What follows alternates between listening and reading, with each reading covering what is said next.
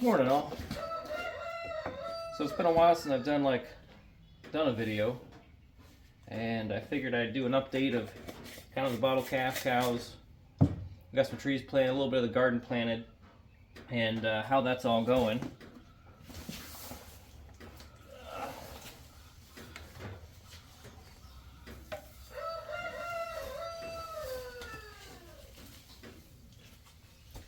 Calf is doing good. He's eating a lot more. We also added a probiotics into his feed in the morning. Just doing a little more research. Came if that was a good idea.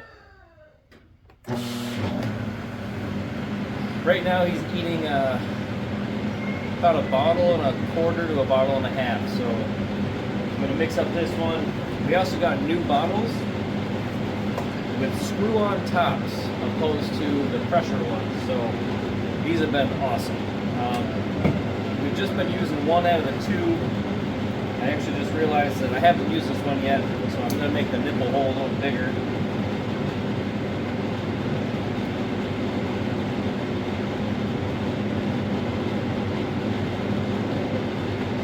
So make it easier so I can get some milk out. But yeah, let's go take a look at the calf. He's doing really good. He's just got I don't know if he sprained it or what, but he's got kind of a swollen front right knee, and he's been a little ginger on that leg. I don't know. We don't know what happened. We're hoping that it's just that, and it's not something else a little bit more serious, like navel joint ill or something crazy like that. So we're monitoring him. He's got a good appetite. He has no other symptoms of that except for that swollen knee. So we're keeping a close eye on it. But let's go take a look.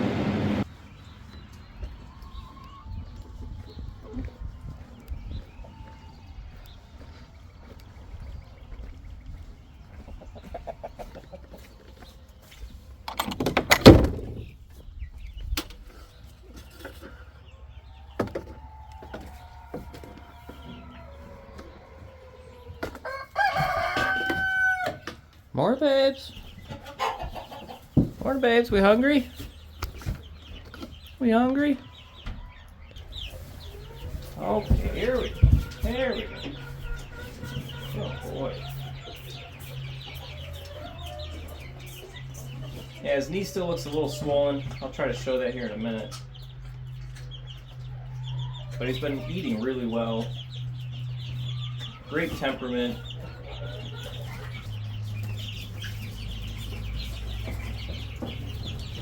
My buddy Dave brought us some new chickens as well, more egg layers. And I wasn't quite ready, so I'll show behind you. We've actually got a little micro brooder? Yeah, something like that, set up to get us through for a week or two while the other ones are getting big enough and fully feathered to go outside. I'm going to put them in my chicken tractor because I don't have meat chickens yet. And so they're going to go out there for a week or two and, with a heat lamp in there and stuff. And then we can get the micro brooder chickens moved over to the bigger area because they already need it.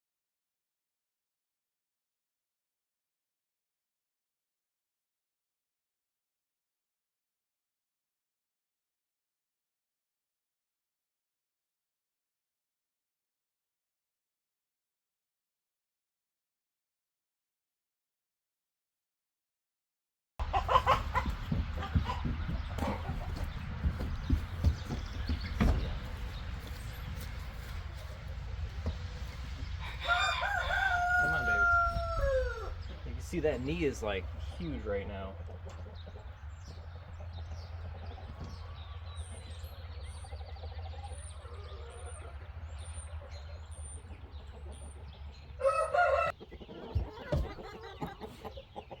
You coming?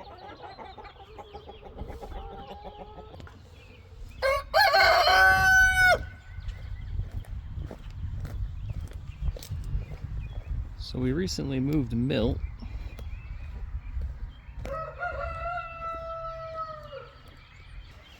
We moved him over here.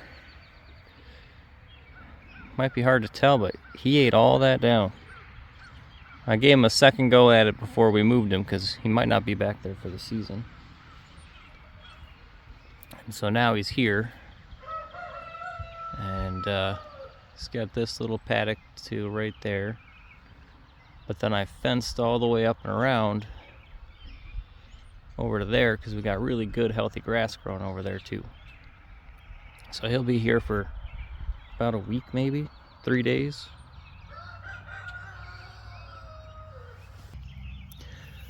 So this year in the orchard, these are my older trees, and these 3 usually bud and produce a lot of tiny apples.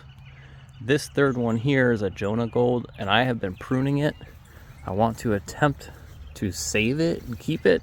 It's a good old tree, and I like the apples off of it. So I've been sort of working it down a little bit into a manageable area.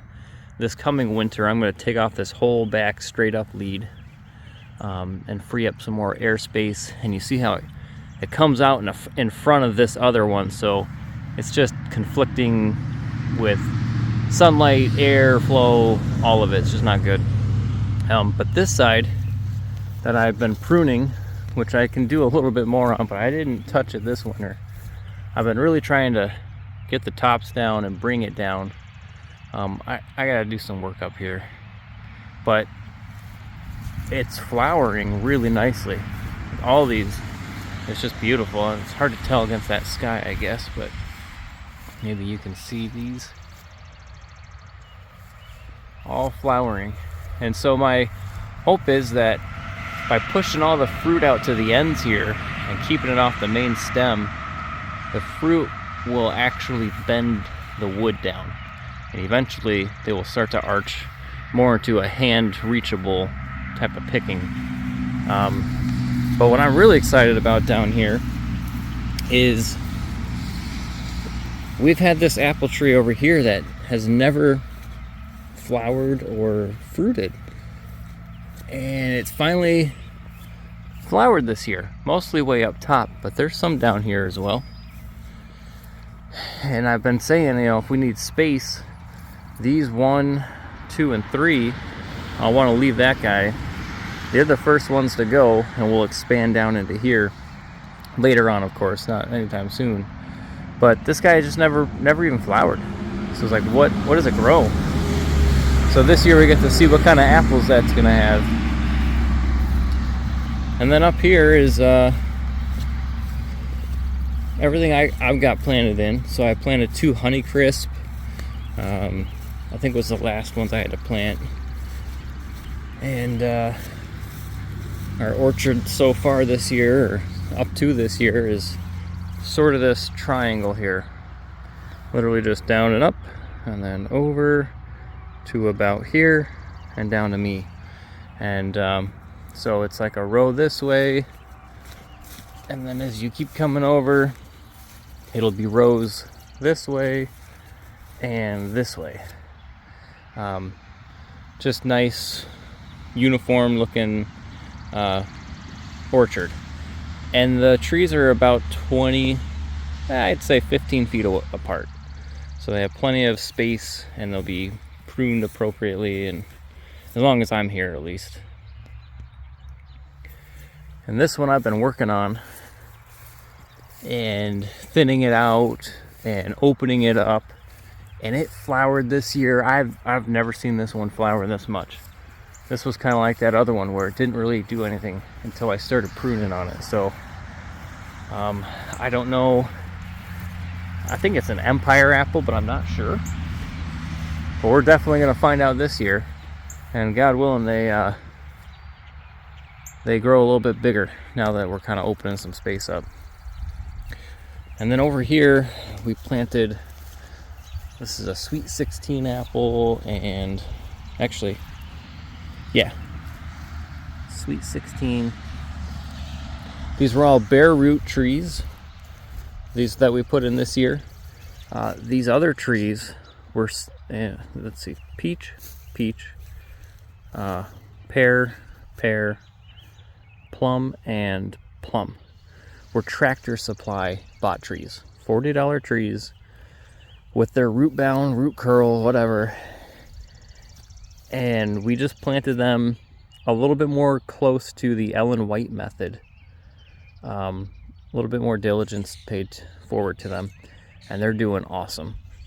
These ones were bare root, and I did a very lazy Ellen White method compared to the other ones.